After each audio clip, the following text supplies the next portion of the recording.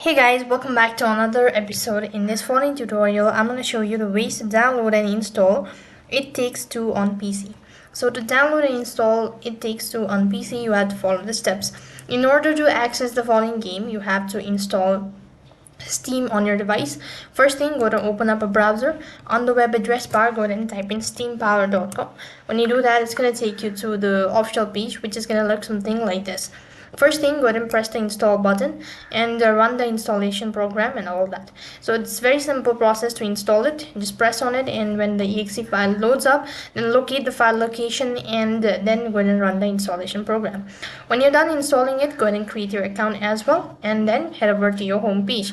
And from the home page itself, go to the stores, and when you do that, on the search, you type in the name of the game, that is It Takes Two. And when you locate the following game, you could go ahead and check all of these information and all that. You could go ahead and download the game, or you could go ahead and buy the game. Whichever method is convenient for you, do that. And likewise, you'll have successfully download and install It Takes Two on PC or laptop.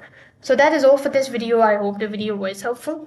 Make sure to like, share and subscribe to our channel. Thank you for watching. See you in the next video.